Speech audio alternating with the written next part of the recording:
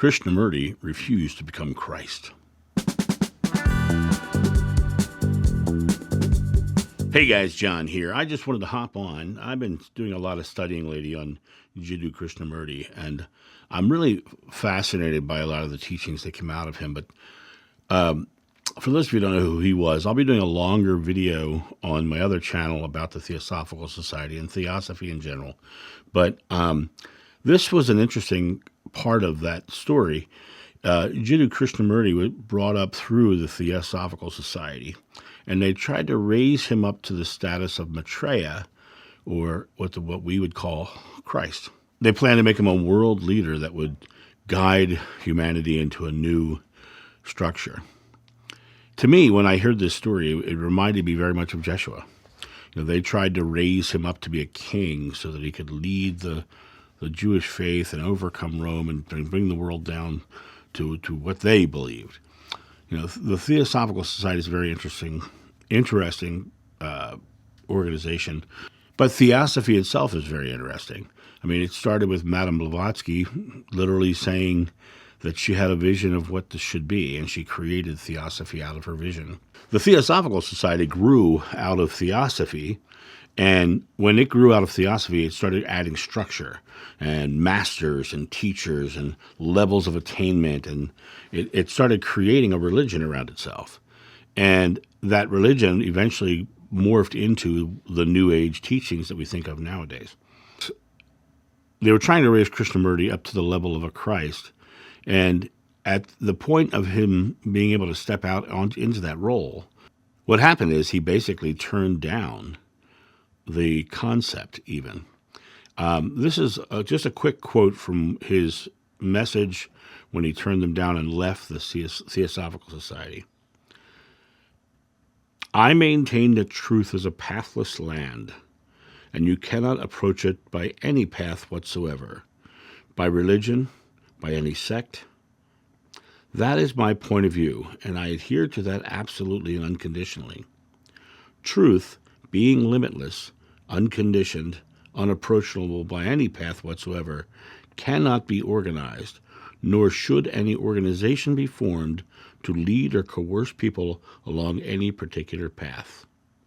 The Theosophical Society had started creating a religion. It started creating a hierarchical structure. It started creating rules of what you should believe. And when it became a religion, it became a limiting factor. And Krishnamurti was very quick in saying, no, there is no path. There is no one path.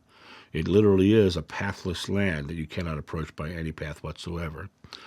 When I read this, I immediately went back to that quote from Jeshua, when you seek a path is laid before you, but until you turn the path back to yourself, you never find the doorway. The idea of this is that he's literally rejecting religion. He's rejecting an organization that is leading or coercing people along any particular path. That is the definition of a religion, an organization that's trying to lead you down their particular path.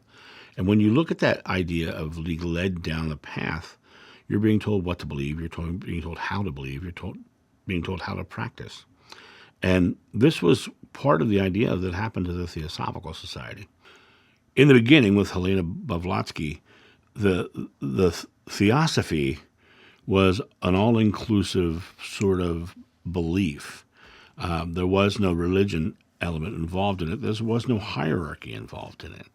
And when the Theosophical Society decided to add hierarchies and masters and teachers, and one of the things that is very interesting about Krishnamurti is when he made his statement and walked away from the Theosophical Society, they felt that he had betrayed them, that he was betraying the masters who helped him come to where he was. And it literally was a religion complaining that someone was walking away from their religion.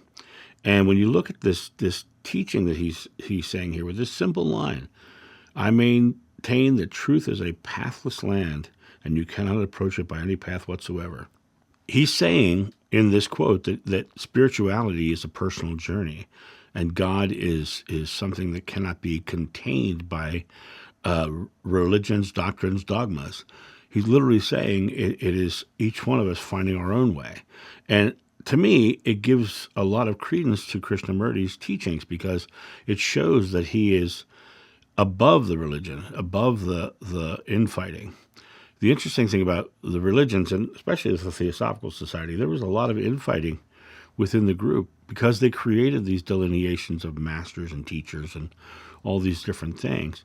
But whenever you have any sort of situation where you have in a religion or even a metaphysical center, I can't tell you how many metaphysical centers I've spoken at, that within the metaphysical centers themselves, they had a hierarchy, or worse yet, a clique. One group might be more enlightened than the other group. One group has pressed themselves up to hierarchy to make themselves feel like they're important or powerful within the group.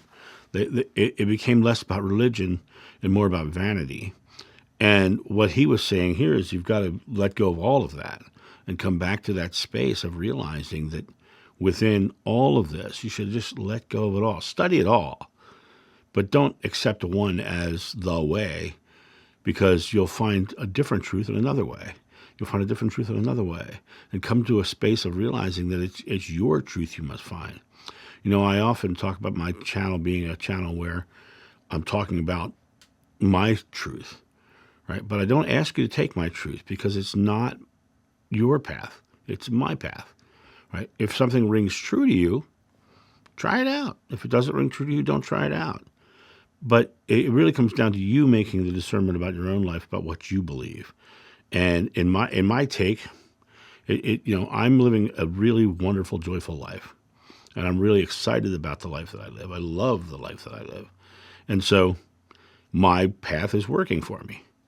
And if yours isn't, then that's what you need to look at. But so it really comes down to each one of us finding our own path of happiness, our own path of joy. I spoke about Buddhism the other day, about finding your own happiness, because that is really the key.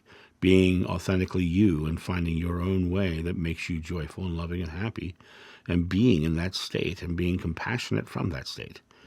So that's my thought on this whole idea of Krishnamurti. I wanted to talk about Krishnamurti's quote here because to me it was a beautiful, beautiful quote. And I think that it has relevance to what's going on in the world right now. Religions are falling by the wayside. Christianity has lost over 50% of their congregations in the last 20 years. And that's because people are realizing it's angry, it's fear-based, it's not happy. And when you come back to the place of being happy and coming back to the place of living a joyful life and a loving life, a compassionate life, then you have the ability to understand that it is a pathless land. There are beautiful people in all religions, but when you release the religion and you come back to the space of realizing that it's just your truth, great. And if you find your truth in a particular religion, great.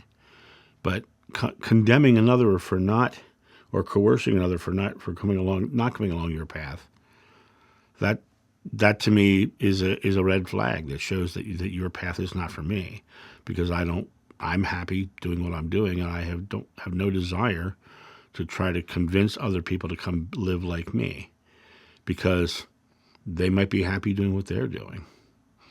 But the coercion, and he uses the word coerce in here, the coercion is a negative for me. And so I don't do that. So that's my thought on this. You guys have a great day, and I'll talk to you soon. See you. Bye.